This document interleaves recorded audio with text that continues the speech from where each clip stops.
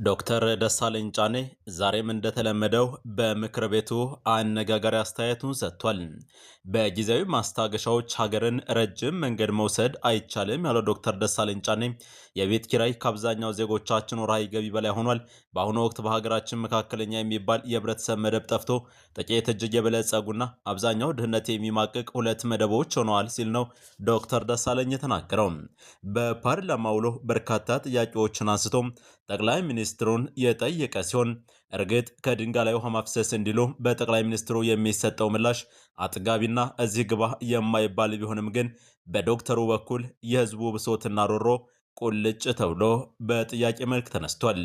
ጤና ይስጥልን የዋስ ሚዲያ ቤተሰቦች አድማጭ ተመልካቾች እንደምናላችሁ፣ እነሆ ዕለታዊ መረጃዎችን ይዘን ተገኝተናል። እስከ ፍጻሜው ድረስ አብራችሁ እንድትቆዩ እጋብዛለሁ። ትላንት ለዛሬ ሌሊት በምዕራብ ወሎ ግንባር በቢሊ ታዳጊ ከተማ ፋኖ ከተማዋን ነጻ በማውጣት በአገዛዙ ኃይል ላይ ከፍተኛ ሰብአዊና ቁሳዊ ኪሳራን አደርሷል። እንመለከተዋለን። በቆይታችን በመንዛ አውራጃ ጠርጥራ ቀበሌ የደፈጣ ጥቃት የአገዛዙ 104ኛ ኮማንዶ ክፍለ ጦር በፋኖ መብረቃዊ እርምጃ ከፍተኛ ጉዳት ስለማስተናገዱም እንነግራችኋለን። ጀብደኛው የወለጋ ቤዛ ማንሻ ሰይድ እዝ ጌጤ ግርማ መብረቅ ክፍለ ጦር በደፈጣ ጥቃት ድል የተቀዳጀ ሲሆን ከዚህ ቀደም ወታደራዊ አብራሪ የነበረና አሁን ላይ የአገዛዙ የመረጃና ደህንነት ሰው ኦፒ ሆኖ ሲያስተኩስ የነበረው በፋኖ እርምጃ ተወስዶበታል።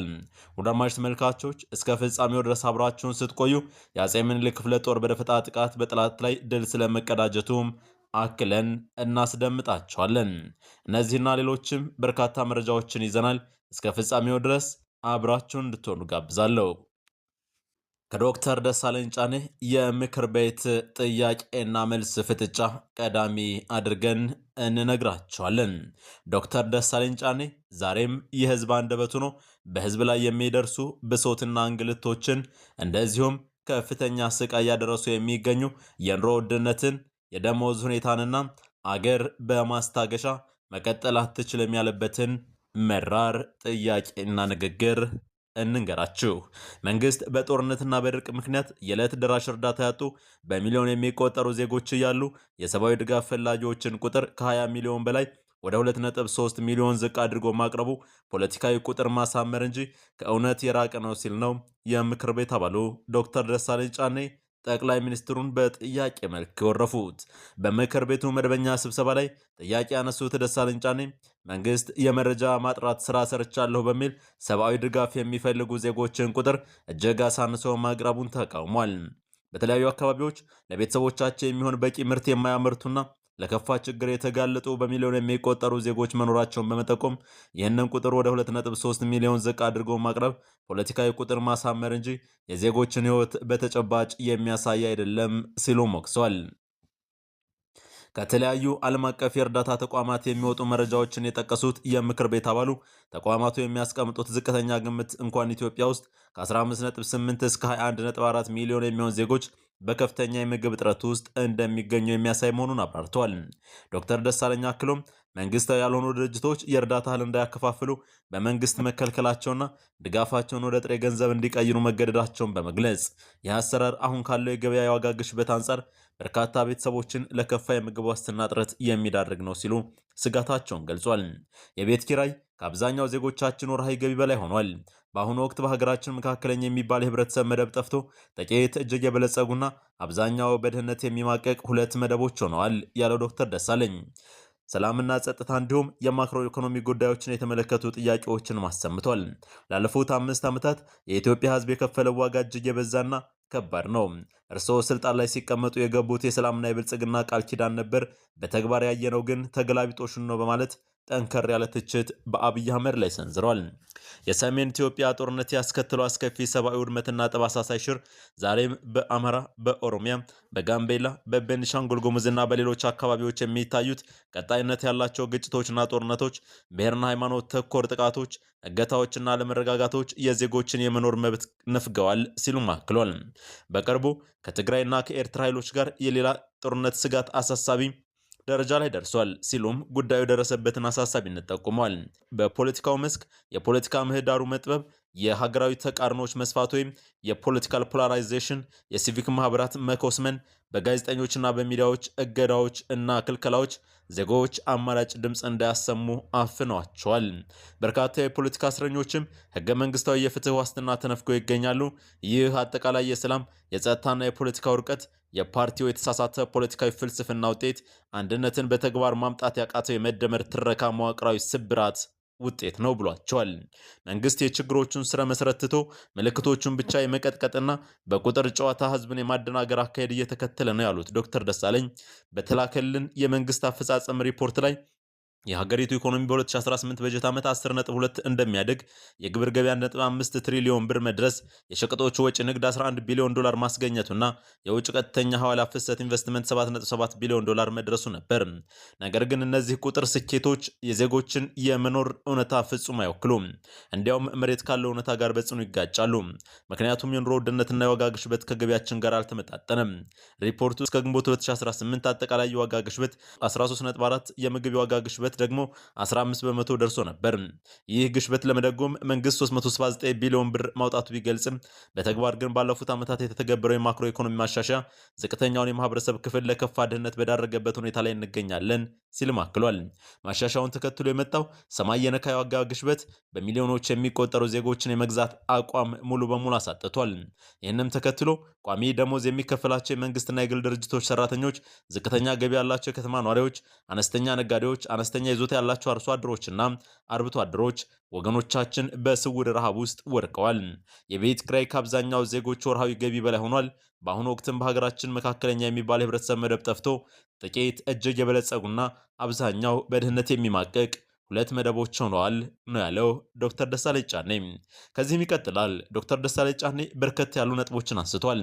ግን በጠቅላይ ሚኒስትሩ የሚሰጠው ምላሽ ከድንጋይ ላይ ውሃ ማፍሰስ እንዲሉ ጥያቄዎችን ማጣጣል፣ የዶክተሩን አመለካከት ስሁት መሆኑን በመላው ምክር ቤት ለማዋረድ የሚዳዳም ምላሽ ፍለጋ ሲንከራተት ማስተዋል እንጂ መፍትሄ የሚሆን ዛሬም እንደ ትላንቱ አልተገኘም። ወደ አድማጭ ተመልካቾች ወደ ሌሎች አውደ ግንባር መረጃዎቻችን እንሸጋገራለን። አብራችሁን ቆዩ። ትላንት ለዛሬ ሌሊት በምዕራብ ወሎ ግንባር ቢሊ ታዳጊ ከተማን ሙሉ በሙሉ ነፃ ማድረግ ተችሏል። የአፋብኃ ወሎ ቤት አማራ ምኒልክ ዕዝ 105ኛ ኮር 29ኛ ክፍለ ጦር በሰራው የሌሊት ኦፕሬሽን ቢሊ ታዳጊ ከተማን ነፃ ማውጣት የቻለ ሲሆን ከአመሻሽ 12 ሰዓት ጀምሮ እስከ እኩለ ሌሊት ድረስ ሞታይ ፍሬዎቹ የመካነ ሰላም አናብስት ጠላትን መፈናፈኛ ሳተው የጦር ሰፈራቸውን አስለቅቀዋል። ኦፕሬሽኑ ላይ የተሳተፉት የ29ኛ ክፍለ ጦር ቃኝ አባላት በተለመደው ፈጣን እያስልታቸው ጠላትን አናብዘው ሙትና ቁስለኛ አስታቅፈውታል። በሌሊቱ ኦፕሬሽን የተደመሰሱና የቆሰሉ የጠላት ኃይል አባላትን ትክክለኛ ቁጥር ለማወቅ የሰዓቱ ሁኔታ አስቻይ ባይሆንም የውስጥ ወታደራዊ ምንጮች እንደተናገሩት ጠላት ያላሰበው ሽፍት ገጥሞት አባላቱን ተነጥቋል።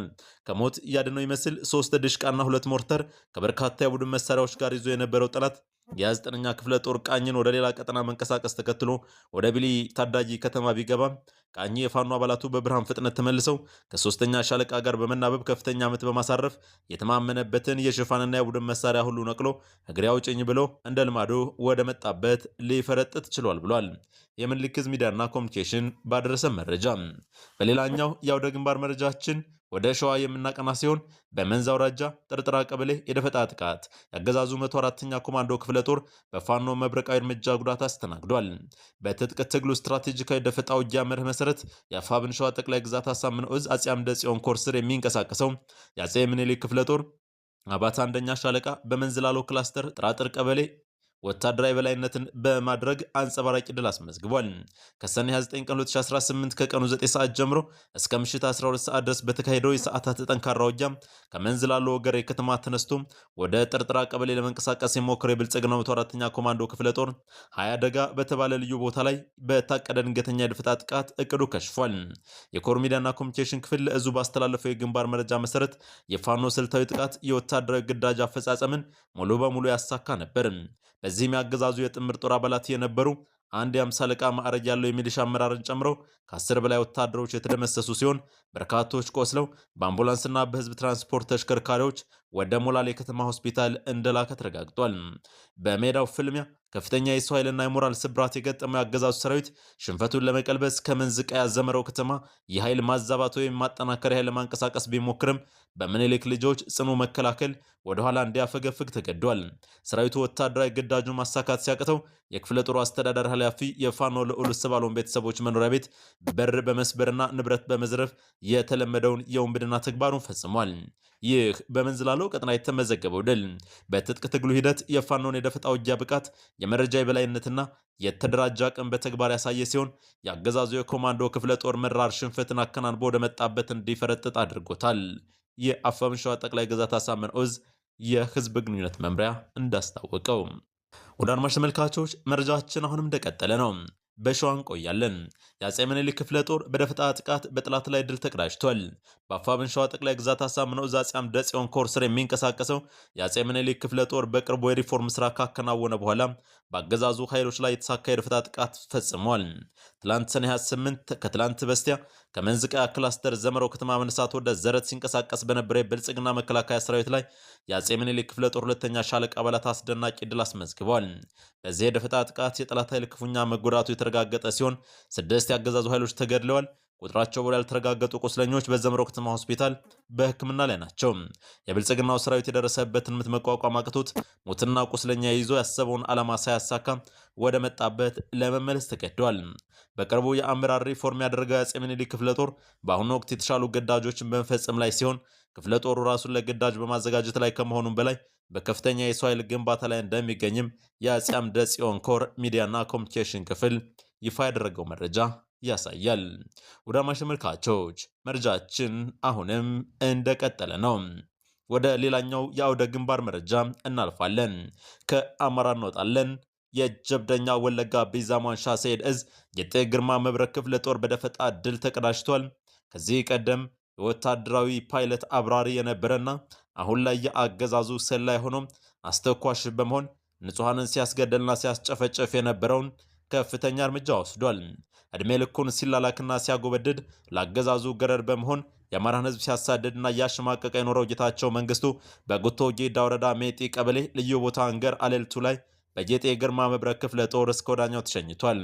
በ1990ዎቹ በጉቶ ጊዳ ወረዳ ሲኖሩ የነበረው ቤንሻንጉል ጉሙዝ ወንድሞቻችን ከቦታው በማባረርና ይዞታቸውን ተወልደው ካደጉበት ቀያቸው በማባረር ቀምቶ ይኖር የነበረ ግለሰብ ነው። ለስርዓቶቹ መላላክን ስራዬ ብሎ የተያዘው ይህ ሰው ፓይለት ሆኖ ወታደራዊ ሄሊኮፕተር በማብረር የሚታወቅ ሲሆን በሰሜኑ ጦርነትም ከትግራይ ወንድም ህዝብ ላይ ድብደባ ሲያካሄድና ሲጨፈጭፍ የነበረ ነው። አሁንም ለዚህ ፋሽስቱ መንግስት በሎኬሽን እንዲሁም ኦፒ በመሆን በተለይ ወለጋ ምድር ላይ ይህንን 15 ቀን እየተካሄደ ያለውን የህዝባችንን ጭፍጨፋ ሲመራ የነበረው ግለሰብ ነው። በተለይ ማህበረሰባችን ነገ ታድለህ እያለ ነገ ታያለህ እያለ ነበር ቃሉን ተከትለው በሚናገርባቸው ቦታዎች ሁሉ የጦር ሄሊኮፕተር ህዝቡን ሲደበድቡ የሚውሉት። ይህን ሁሉ ሲያደርግ ከቆየ በኋላ በአማራ የቁርጥ ቀን ልጆች እርምጃ ተወስዶበታል። ያውም የማያዳግም እርምጃ፣ እስከ ወዲያኛው መሸኘት።